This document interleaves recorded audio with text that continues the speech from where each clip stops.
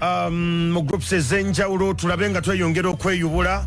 We are evolving this early morning, and I know it's not easy. Mbozi zange, they are uncomfortable conversations, but in my generation, I believe so. If that's me to speak about it, I will still do the same thing, okay?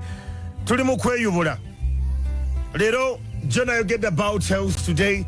I still want to go a little bit deep about health. Njogere kuchebaita silent pandemic. The silent pandemic, jebaita mental health. Obulwadde obw'obwongo, mental health. Okay? Mental health. Mental health. Tuli mu kweyubula abali ku Facebook wano mbalaba nsigala mbasaba tusharinge feed eno mu bantu ab'enjawulo. Yes, Moses Kakoza nkulengedde. Wrong is wrong. Wrong is wrong. Ekikyamu kisigala kikyamu, okay? So, I won't speed bump over it. Nja kukyogerako. Nja kulabisa until when you pay. Guys, in whatever profession you're in, by the way, tokozesanga amaanyi mu bifo mwoli okunyigiriza abantu abalala n'olowooza tebalina bwogerero. Tokozesanga ekifo ky'olimu n'olowooza you're untouchable. Some of us twewaayo okuyiwa omubiri ku lw'abantu ba wansi. So you don't take people's savings and you... That won't work in my generation. Mulowooza muli untouchable. Mudiringa with those in power. You're going to be shocked. You're going to be shocked. Okay, mental health. Wetuli wano, okay, tutandise okweyubula mental health. Buno obeera bulwadde bwa bwongo bwa mutwe. Mental health. Abantu nti tulina bingi bye tuyitamu ate tusirise nnyo, okay? Tuli mu mulembe gwe bayita Fourth Industrial Revolution of Information Age. Omulembe gwaffe gutwadde nnyo kye bayita alias presence and persona, online persona. Nti tubeere eno emabega wa keyboard ne twogera ebigambo bingi ne tulumya abantu bangi. Banji kuffe tuli ku social media kunoonya ani gwe tugenda kuvuma addako, kunoonya ani gwe tugenda castigatinga addako, kunoonya ani gwe tugenda okulipira, because we are mentally unstable as a generation. Omulembe gwe tulimu, to be honest with you, abantu balimu kitulya mpola. Mental health is a silent killer which most of us must address. Mental health. Mental health. Wetuliawo. Njagala leero otandika okwebuuza, are you mentally stable? Kyekibuuzo kye njagala otandika okwebuuza, are you mentally stable? Nti gwe obwongo bwo oyimiridde bulungi? Abantu bali mu kufeeyo in silence. Tulina stigma ya mental health. Twetaaga okutandika okwadressinga ensonga zino. Mental health otegeera otya? Ova mu stress. Ova mu levels. There are levels. Otandika with stress, then ofuna anxiety. Bw'ovaawo n'oyambuka n'otandika okubeera mentally unstable. Kino kye kirwadde ekitulya mu nsangi zino abantu kye batategeera nti abantu abamu tulina anxiety to prove a point in society. Kitulya abamu tuoperatinga nga abali too late. Obudde bwanzigwako dda n'otandika okulowooza ebintu bingi. Mental health is a fact of life kyetuyitamu. Ate wano mu Africa tetwagala kikoonako, tulowooza abantu bagumu nti abantu kwegamba bakimanyiira nti omuntu asobola okubeera awo n'abanga kwegamba ye akiyitamu. You have to take care of yourself every day. Olina okwerabirira biki byolya, how much do you sleep, exercise, okubeera ng'oli mindful ku byokola to ensure that todda mu dark space. Bangi tubalina temwebase, wasuze otunula ebirowoozo obirowooza n'otambula n'ovaano n'ogenda n'odda, and you can't find a solution. Everything seems to be stuck and dark. Buli kimu kiringa ekitagenda mu maaso, ate otya okwogera. Kati ffe abamanyi abantu abali mu depression tutandika okubatunuulira nga tubaŋoola buŋoozi. Bane mufeeyo nnyo ku bantu betuwangaala nabo nga takyammuka naye nga yali muntu musanyufu nnyo, naye nga kati atunula butunuzi n'asirika. Omuntu oyo faayo nnyo okubuuza oba ali bulungi. And when you ask, are you okay? Let us be intentional with the word, are you okay? Kwagamba, ask that you want to help.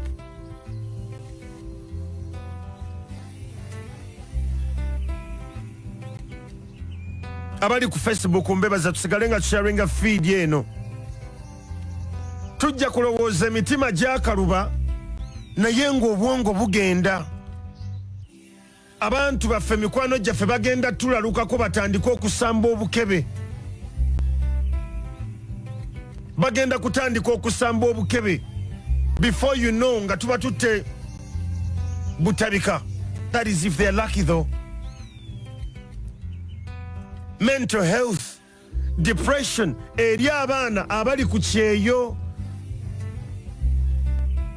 basooka ne babeera homesick, ate n'ebizibu bye tubongerako nga tubakubira amasimu. Eno kyaganye bino byagirire baweereza ssente zikoze birala. Depression is taking over the mental stability.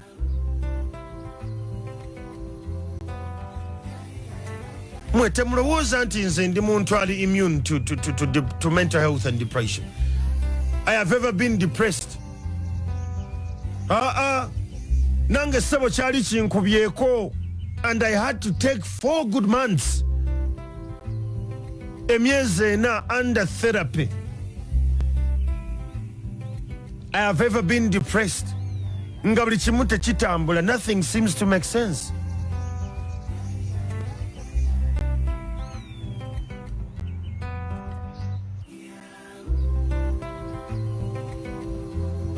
At times tuyinza okulowooza nti ebintu twabimala, twakikuba, everything is okay.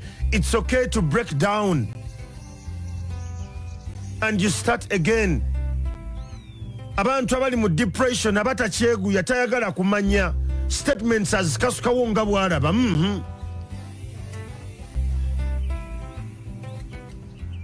These are conversations no one is talking about because ne media tetunategera the best way to bring them without offending.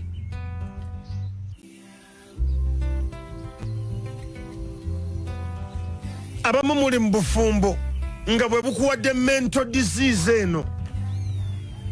Bane kambabuulire, I'm not promoting divorce. Naye obufumbo babuteekawo with options of divorcing okiveemu for your mental sanity. Tosigala mu bufumbo lwakubanga omusajja society n'endaba ekya naye nga byakukola ogenda kulaluka nga you can't think anymore.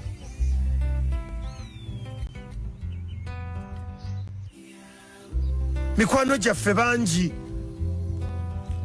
ennaku zino suicide cases zeeyongedde. Mu ebintu bino temwagala bitunuulira naye ffe abagoberera the trends,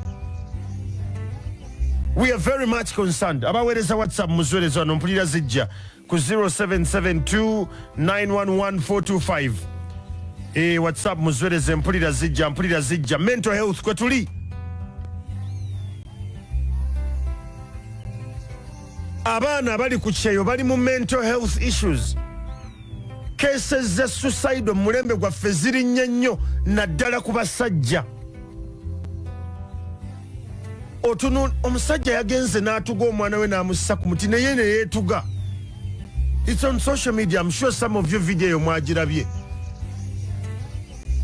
And you think tugenda kireka nakyo kiyite buyise ekyo? Nedda, we should be worried. How did we get here nti tufuna obutabanguko mu maka ne tutayogera? Abaami tulekerawo okulowooza that we are mental proof. Men, we must learn to speak. We must learn to be vulnerable.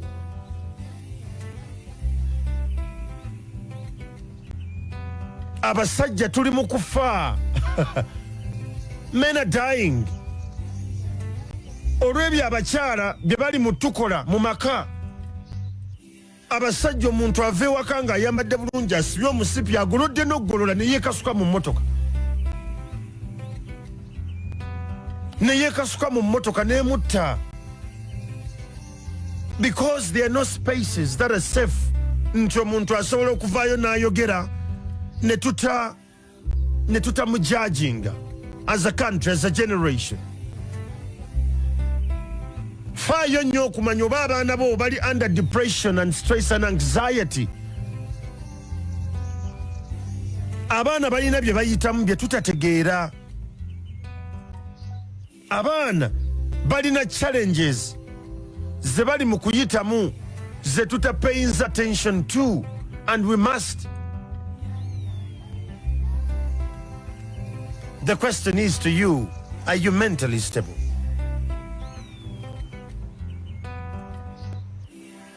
Abakyala abaami tuyita mu bingi naye olw'okubanga society yatugamba omusajja aba musajja tetwogera naye tufa. At times our dear sisters, mothers, wives, daughters ask, Daddy, are you okay?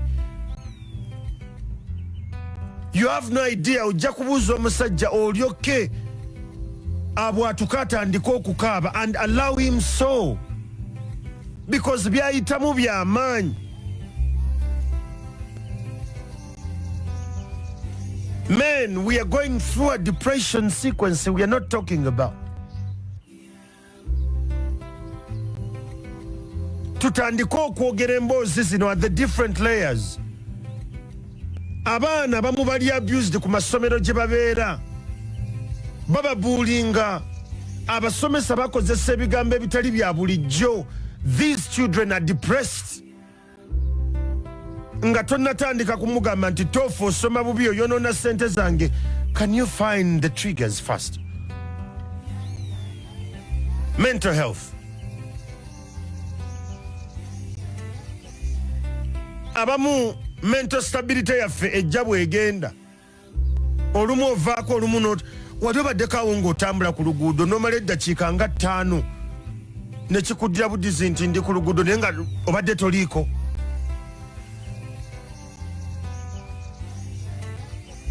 Has that happened to you? Wali ofuddeyo okugenda n'onoonya omusawo counselor mu malwaliro ag'enjawulo n'obagamba nze sitegera kiddako.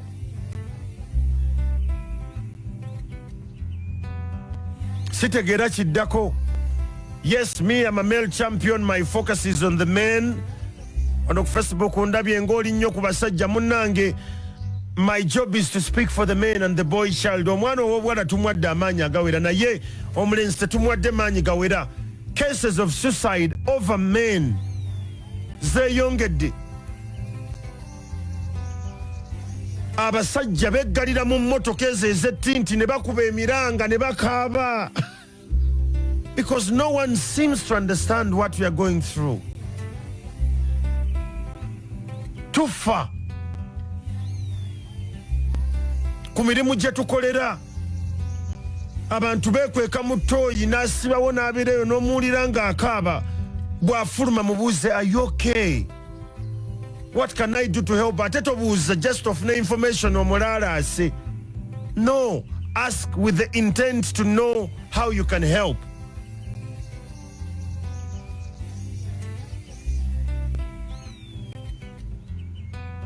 twetaaga tutandika okubeera n'emboozi bwezito ezitali comfortable. Bawo omusanga buli kaseera ekiro atudde mu ntebe yeezinze akoza kya mbadde sirina toningamba kantu ano ngira mpumulamu mbirowooze mu mubuuzi olowooza biki? Can I help? Bwe mukera ku makya ne mwebuuza good morning tomala gaddamu good morning I'm fine. Nedda at times say I am not fine. Ebirowoozo bintawuka byendowooza tebikyakwatagana. Bantu batambula boogera bokka. Mubuuze mukwano, are you okay?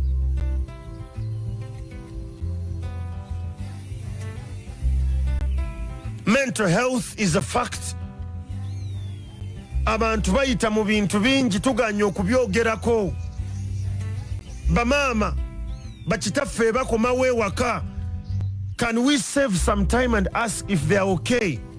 Abaami bakyala baffe bw'omulaba takyajja nnyo mubuuze bebi kiki ekigenda mu maaso. Find the triggers ezimusanyusa. Yiteeyo mpola omubuuze.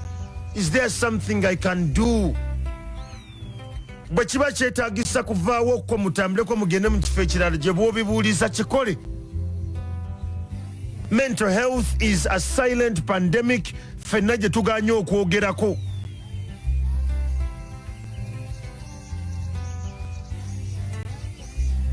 Waliwo abakola ku mirimu nga okola Monday to Monday nenge ekyamazima ku mulimu oyitayo buyisi. Team leaders aba different offices n'emirimu tufeeyo nnyo okukwata abakozi baffe twogere nabo.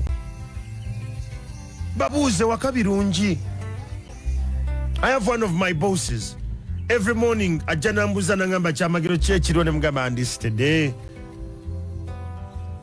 But the 4 months nga ndi mu depression namugamba omanyi kato nina wempita si kyangu. Nangamba I understand, and in those 4 months he was my support structure. Yambeererawo nga buli kaseera nkubira kasimu otuuse wakakiri kitya. Namugamba ntuuse naye mpulira saagala kumbuuza bibuuzo bingi, mpulira abaana baleekaana nnyo. Nangamba it's okay, we're going to go together mpola mpola. Ate nga bwe ngenda ne mu therapy. Depression is a fact. Mental health, it's a silent pandemic.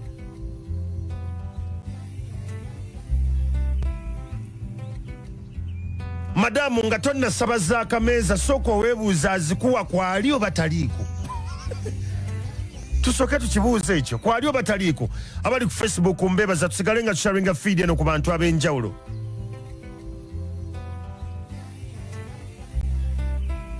Can we start to ask questions how we can help?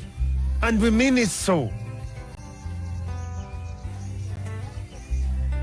Ku kyalo kwoli kuliko omuntu eyali omusanyufu naye nga yagenda akendera kati takyayogera.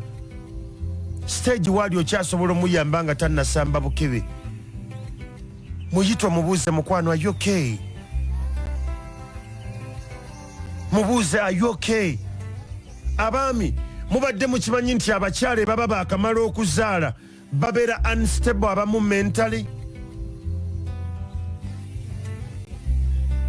Asleeping olumu n'ayingira mu depression nadda.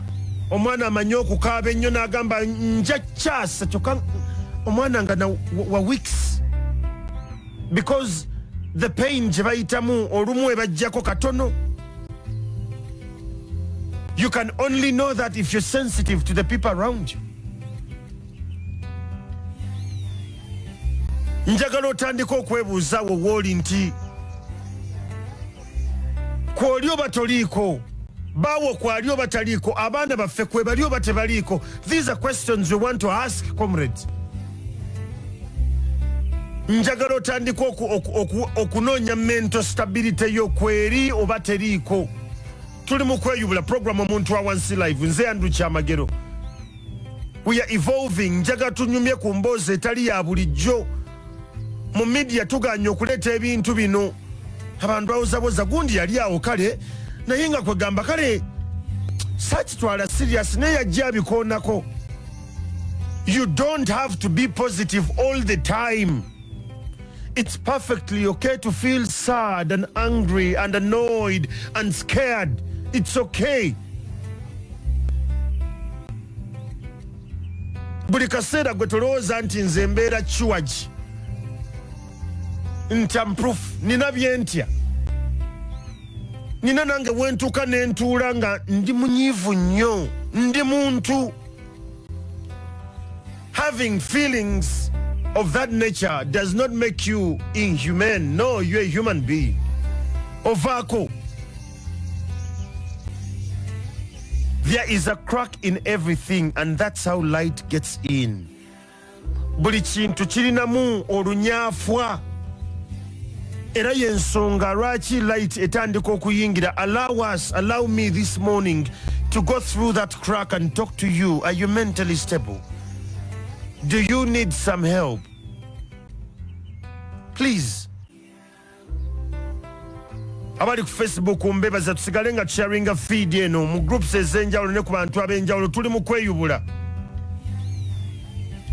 I understand your pain. Trust me, I do. Nkitegeera ddala ky'oyitamu. Ndabye abantu abayise mu dark moments bwezityo mu bulamu bwabwe nga bazzeemu ne baddamu okubeera abasanyufu. In a fulfilling life. You too can do it. You are not a burden. You will never be a burden. Lekerawo okulowooza nti abantu otukaluubiriza nedda mukwano. Talk to us. Talk.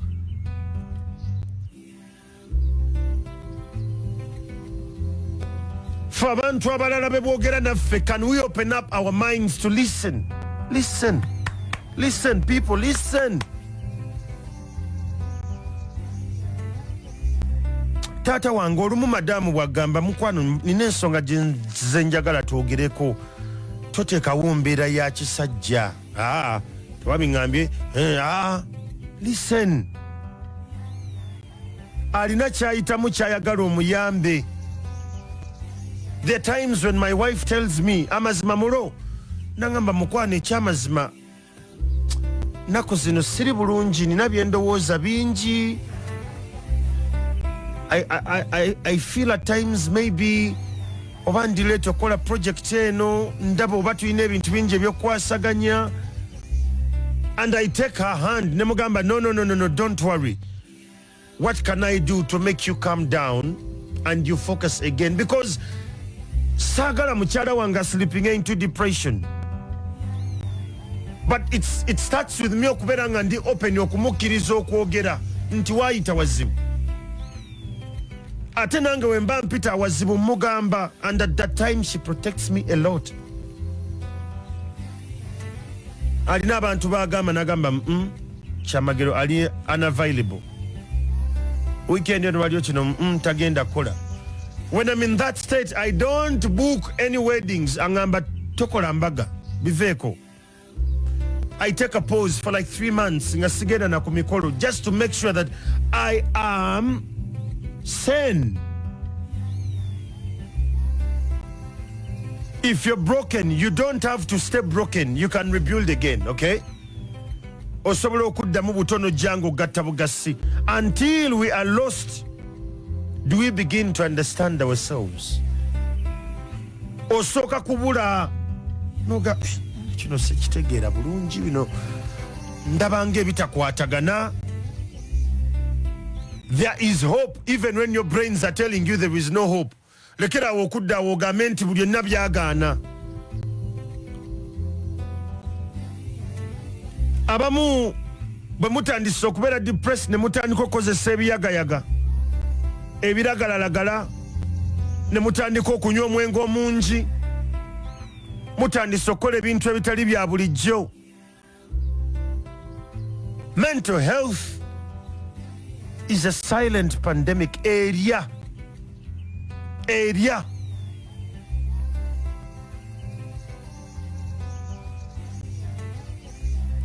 Abaana baffe abalenzi bali mu kuyita mu bintu bingi lwakubanga balenzi.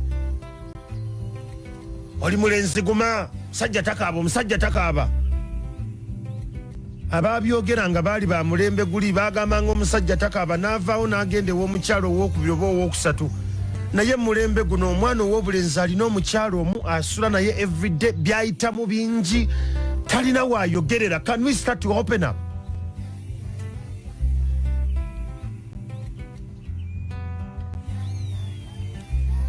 at times tukirize abantu aboogera tubakirize boogere. Can we allow them to submit and let them submit in entirety? Tomubakira ng'ayogera, muleka ayogera amaleyo. Muleka ayogera akole ki? Amaleyo. Ate bw'oba omwanukula tomwanukula nga mujaji nga mubuuze, what can I do to help?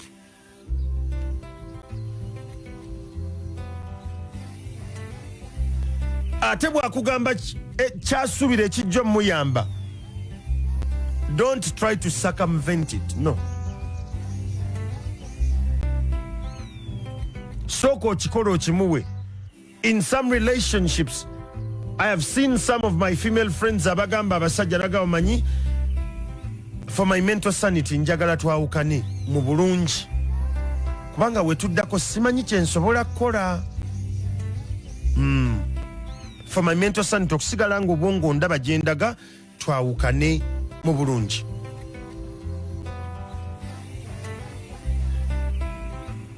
That is the power of someone in charge of their mental sanity.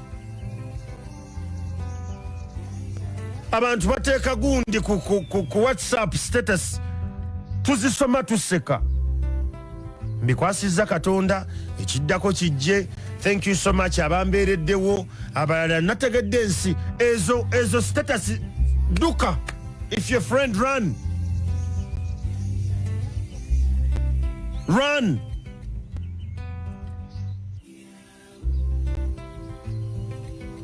Tulekerawo okustereotypinga nti tulowooza abasajja tebalina feeling. Abasajja nabo bantu, we break. Gwe nkugamba okukigezaamu, balo bwakomawo leero oba we muli mubuuze mukwano naye byonna, is everything okay? Ate bw'atandika okukaaba n'akuba omulanga, muleka agukube, toddawo musunga. Dawudi ng'oleekaanye nnyo, nedda, muleka ayatuke. We are evolving.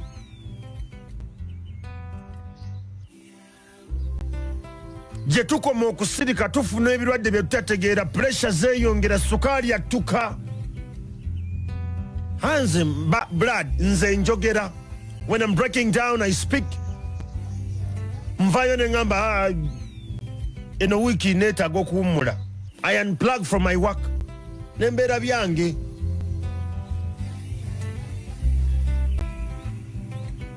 Mental health is a silent pandemic. Abasajja namba y'abavubuka abeetuga erinnya. Mujja kuva ku bino bye mulaba mu media bye tusobola okukavalinga, naye waliwo kamera zaffe ezitatuuka ku kyalo kwoli. Between emyaka ebiri emabega ne leero, bameka bowulidde nti gundi yeetuze, gundi yeetuze, gundi yesse, gundi yeewadde obutwa. And use that as a yardstick. Gwe weebuuze, are you mentally stable? Embeera gy'oyitamu olina engeri gy'otandise okugenda ng'ovaavaako.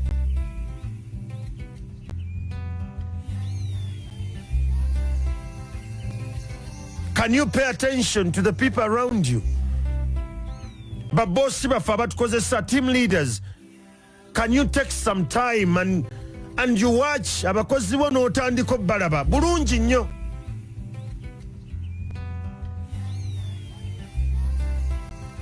N'obagamba Jacobo okuva leero mbadde nsaba Jacobo mumukendeeza emirimu egyo gundi yabaagigira, era Jacobo omuyita omugabi blood kyekigenda mu maaso, kulaba oli mu birowoozo bingi. Are you okay? Olumu tutya okuluuzinga emirimu, okweyabiza bakama baffe nti tulina bye tuyitamu, but be a team leader. Omukulembeze omutuufu amanya nti omuntu wange mukozi naye alabika alina waayita. Bw'ogenda mu nsi ziri ezaakulaakulana, abaana bali mu kwesuula mu zi train metros ebeeyitawo bwetyo, mwana ne yeekasukayo. Abantu betulaba nga buli kaseera basanyufu, nga bantu bali jjole buli kaseera, olumu abantu akukyala bakuwa solutions, bo bennyini bali mentally unstable. Don't take it for granted. gwe yinzoloza Kyamagero sobola kubeera mental unstable. Nina wentuka nga saagala kwogera n'abantu. Nga I'm just in my zone. Era bwe mbeera mu biseera ebyo abantu mbagamba I'm trying to focus more on me. So nja kubasaba muntegere. Even the teams I lead, I make sure your clarity njibawa. Olw'ensonga,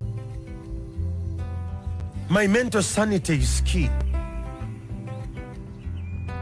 Ebintu byendaba nga bigenda kunteeka mu mbeera ey'okutandika okuvaako, ntandika okukuba obukebe, mbiteeka wala.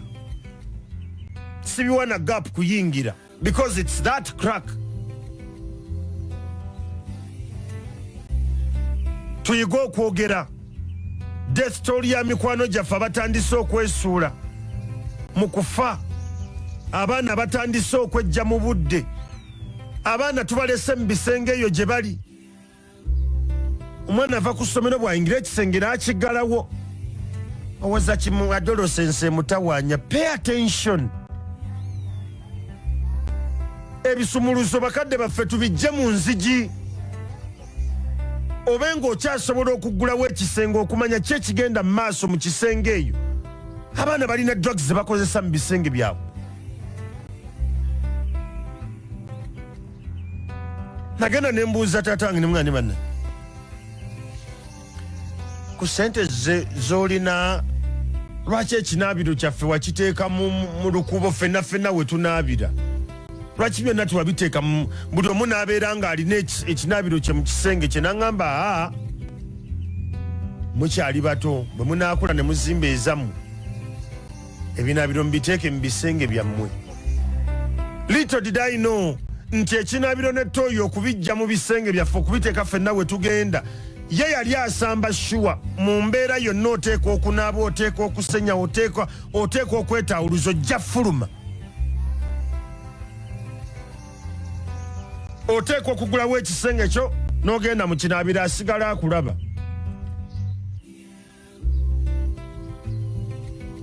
Mental health is a real thing.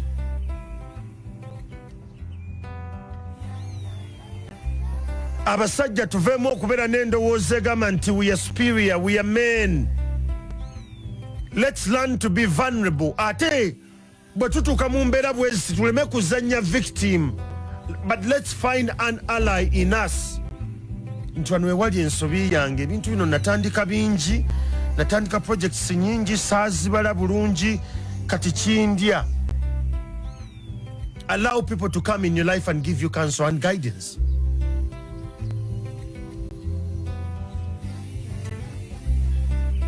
Faayo nnyo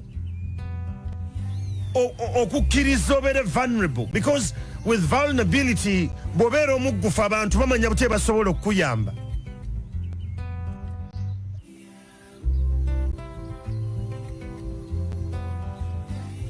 Mental health, the silent pandemic no one is talking about. Babosi ba CEO essaawa zino ziri 11 bayingidde dda mu ofiisi, ekibagobe waka nabo tebakimanyi. Naye ng'awulira pressure, target zaaliko, target. Abantu bali nnyo ku pressure okukola n'okuhitinga targets okusinga okulowooza ku mental sanity yaabwe. Abakozi tubatadde nnyo ku pressure without paying attention to their mental stability. We are losing them. Bagenda kufa. Okubanga oli healthy, oteekwa okubanga mentally oli stable, physically ng'oli fine, spiritually ng'olaba byokola. Naye tuli ku bintu bye tutwala ng'ebyokubalata. Omwana yava Kampala n'agenda e Bulaaya ayiiye ssente. Emboozi ze tumuweereza buli kaseera, because it's rare. Let me tell you, it's rare Munnayuganda ali wano okukubira ali e Bulaaya ng'amu amawulire malungi. I don't know why.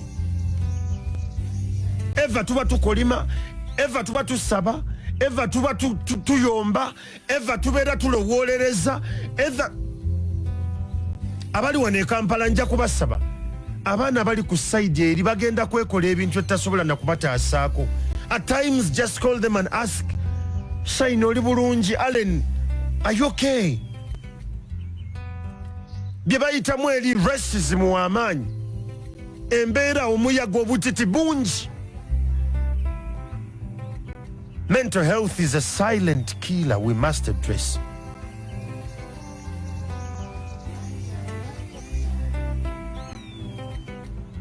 Depression mu nsi yonna yeeyongedde. Omuntu asirika. Kanda mubuuza wayi nga toyogera Joshua. Asirike.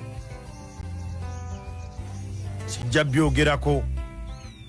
Nenga kyayitamu kikwafu. Abantu abasinga okubeera creative, they are depressed. Naye ensonga zino tetuzoogerako. These are honest, uncomfortable conversations. Omwana yagenze kola, yakoze night shift, n'akola day shift. Aba yakadda bw'ati ayingidde bambi kaluumuke n'okuba essimu. Abula nze simanyi oba Katonda atuvaamu buvi ate ente tebagikoonye. Amasimu ge tukubira abantu bali. I want to challenge every Ugandan alina munna Uganda ali ebweru we Uganda. Can you challenge yourself leero ne weekend eno okufaayo okumanya abantu bano babali mentally broken? And it's okay bw'akaabira ku ssimu ne bw'akaaba eddakiika 3 mugambe it's okay kaaba. Nengenda kuyimirira naawe sigenda kukkiriza kuslidinga. I'm going to hold your hands. I'm your support. I'm your support. Mikwano abaana baffe abagenda ku masomero bali ku university mu secondary mu primary bw'akomawo bino bye beggalira mu room muyite yo ate tokozesa bukambwe. Be a parent ya muyite omugambe jangu John tutuleko wano oli bulungi. Ajja gamba daddy ndi bulungi naye ng'omuzadde osobola okulaba nti omwana aliwo ekimutawaanya. Tukkirize abaana baffe batandike okubeera abaggufu batubuulire bye bayitamu. Waliwo cases ze tufuna mu mawule nga tetusobola na zissa ku TV okwo. Ng'omwana yesse wa myaka 13 otandika okyo kyogera. Because bw'okirwaninga waliwo abe 13 abalaba TV bagamba ekitegeeza this is the solution. Emboozi ezimu tuzisigazanga media nga it's too heavy to just put out.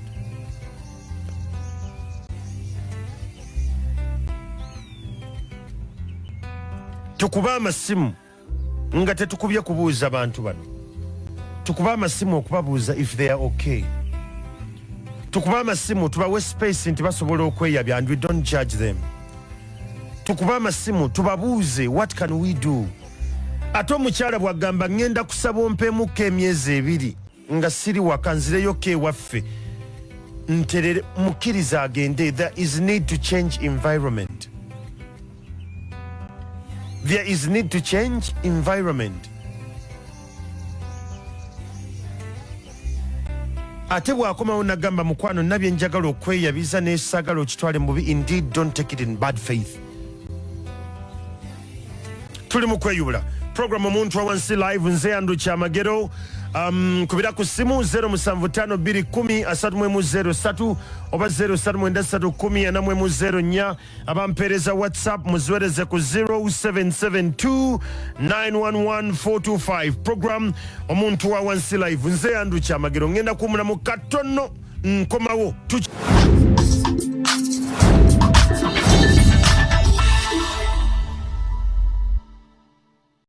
Esebo akati tibuli ndowooza ejja mu bwongo bw'omuntu ekora solution naye wa attention obwongo obwo okuwa ensengeka y'ekituufu kimanya owulira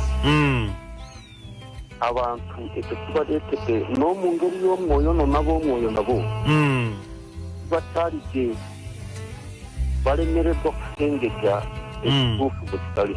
Okay, babale kubanga koli Radio 4 kitange sebo zikusooka isanga bulijjo banaye buli lunaku oleeta muliro tulina okweyubula. Kaakati okimanyi mukama wange abasajja badduse balesa amaka gaabwe abakazi bafuuse bannamwandu depression kubanga embeera abakazi gye babayisa n'okomawo awaka n'akulangira obwedde ova mu bwenzi tasoose nakukukulisaayo okumanya ofuddewa kakati abakazi bafuuse bakansalazi ye n'amanya nti kati nga bwali kansala baawe takyalina makulu gyali bambi very very absurd ne tugenda kweyubula mpola okay Tata Diamond ngoli Russia webale kubanga kuoli nnyo I understand what you go through and we're always going to share. We're going to find solutions. Tozikiza. Catherine Alika Wempe Agambi, yesterday I met a guy at my workplace. He's a drug addict, but he comes from a very wealthy family. Now yet drugs got the best of him to the fact that he spends 2 weeks without bathing. He sleeps in some van. Mugeto with a lot of drug addicts, but family drives and they come to see him. Nabaduka no baduka, but people around him are just judging him. Tweta go kuyamba abantu bano. Catherine, weta go kuyamba omuntu ono nagamba good morning. Chair, please one time talk about the house girls. Yesterday I watched one video. It was beating abantu bano bali mu depression eba house girls embeera ze bali mu tulina okufaayo ennyo. Damali Agambie, postnatal depression is so real. Husbands should help the new mothers through this instead of looking for the new car. Kituufu nabagambye abaami omukyala bw'aba yaakazaala bavaavaako. You have to be very careful. Oteekwa okubanga omulaba. Oganagambye, thanks for the show. Seriously, depression is killing us. We should also teach on how to handle. Kato switch. The first thing to handle mental health and depression, ask for help. That is the best way to first engage with depression and anxiety and mental health. Ask for depression, and it's okay for you to accept nogamanti wanonkoye. Accept abamu mukola sente ngolaba okola sente ziganya okwera ate nga n'amabanja mangi. Take a moment and breathe. Chokozeeko kimala genda weebake wummula. Otegedde. Nagambe, good morning Andrew, I'm Joy. Your topic is so helpful. I'm just asking for help. My friend is always depressed. I do ask him, but he doesn't open up. Please, how can I help him better? Soko mwe environment eraga nti togenda mujajinga. Gwe kennyini soka weggule omugambe wine nawe mpita neetaaga obuyambi. At times when it gets to mental health, we can only open up to those who have opened up to us. Okay? Hey, bwe nkugamba nti ninawe mpita kijja kwangwira naawe okuŋŋamba wine nange nawe mpita tuyambagane tufune solutions ezigenda tuyamba. Radio 4. Okay. Ono avuddeko. Radio 4. Andrew. Sebo. So bale kweza gwanga nawe okubaaka ani ono amanya gange nzasanika ate designer abakyala ebulenga sosobaza bulungi nnyo etuzitegeera bulungi nnyo munne kati abaami nabo munnaaye nabo munne kati beebaka mu mmotoka ate bakeebaka mu nnyumba munnaaye lwaki teboogera owaayi papa kisiiri munnaaye munywanyi twetaaga okwogera abasajja tuvayo tutandike okwogera tetukkiriza kufa kisiiri. We need to talk. Radio 4. tuweza mukulu naawe okubaaka ani ono Deus ku Petro Max na Kirebe. Nsanyusa okuwuliriza Deus. Mbeerako buli lunaku munnaaye. Webale kuwuliriza. Naye munnaaye lumu baali batukutte eby'amasanyalaze nga ndi ku poliisi eyo. Omusajja yajja ng'ageryawalaga atali mu mbeera nnungi n'amugamba kyatanyemu n'omukazi ng'awaabira omukazi ewaka. Basandike bakola bamusekeera kutegeeza nti omukazi akuba atya. Oh my God. Nabawutunuulira bwenyengamba bannaye bamanyi nti omukazi akuba atya nga waliyo abakazi bavuga mmotoka basiga tetuvuga mmotoka. Kitegeeza buli kimu kyonna kyakyuka era waliyo omukazi asobola okuba ng'akuba omusajja. Ekyo kituufu, abasajja babakuba ne tasobola kwogera kubanga society egenda mujajinga. We must stand up for such men. Beetaaga obuyambi. Radio 4. Nawe okubaako sebani ono? Omala Vincent Barikiti Busu. Nsanyusa okuwuliriza Amala. Tubeerako eno nga tukuwuliriza. Mwebale kuwuliriza. Ndala. Okay. Mwebale kubanga kwoli onagambye Andrew, this is a very intriguing topic. Two things we need to appreciate. Psychological instability harms physical well-being more faster than disease. It's not easy for one to realize that they're mentally unstable.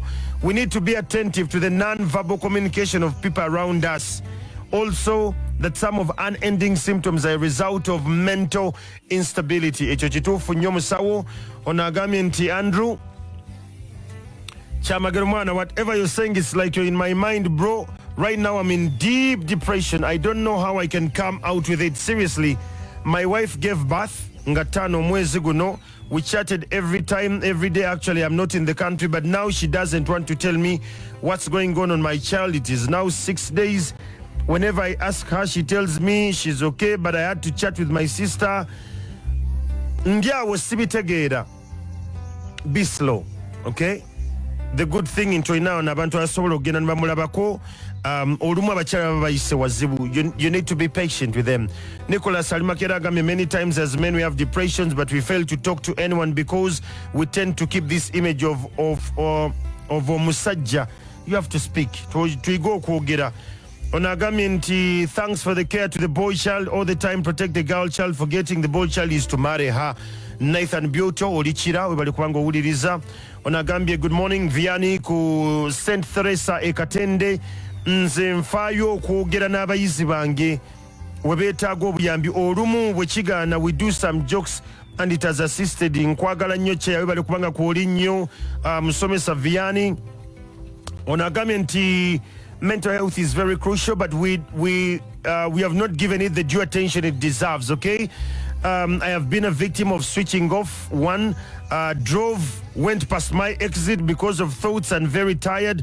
We need to speak out and communicate relevant people about these troubles, indeed. Onagambye Kyamagero nsaba busabi buli week osobola okubanga mental health ogikoonako nsaba busabi. I'll try to see how best I can actually engage this. Thomas oli ntinde bali kubanga kwoli Salongo Nasabya Ruhanga oli Saidi Zenagulwawo. Patrick Rutaya oli Kampala agambye thanks a lot, but you really need to teach and you're indeed a teacher. Obudde tebunzikiriza maliriza nkugamba bwenti omuntu wawansi yonna gy'osinzira nkukiririzaamu nnyo nebaako kyokola. When it gets to mental health tutandika okunyumya emboozi zino. These are honest, uncomfortable conversations nenga tuteeka ozoogerako, okay? Tugenda mu weekend. I want to challenge you on one thing. Abantu bo wangala nabo, give them a call to ask them if they are okay. It's people you care about. Ate kibabuuze ng'okikakasa. Era weekend eno tunula mu kitabo kyaffe laba byonna by'owandiise weekend okola biki by'otuuseko biki ebyaganye, and it's okay. Ebyaganye we can plan better. Congratulate yourself nti olina we watuuse, okay? Ebyaganye tujja bikwasaganya. Don't run under pressure. Abalina abantu abali under depression nga mubategedde, please hold their hands and tell them it's okay, I'm going to move with you. Abakulembeze mu bitundu ebyenjawulo ba team leaders, let's be sensitive eri abantu bano betukola nabo, tubayambe okulaba nga ava mu depression. Nze Andrew Kyamagero, genda ku Facebook, genda ku YouTube, noonya Andrew Kyamagero muntu wa wansi. Channel yaffe gyeri ku YouTube etambula. Subscribe to the channel, get the notification. Ate genda ku YouTube, manya ku Facebook ononye page ya Andrew Kyamagero liko blue tick. That's my page. Nkukiririzaamu nnyo naye baako kyokola, especially about mental health. Musibe bulungi. NTV Radio 4 kikome musatu katenya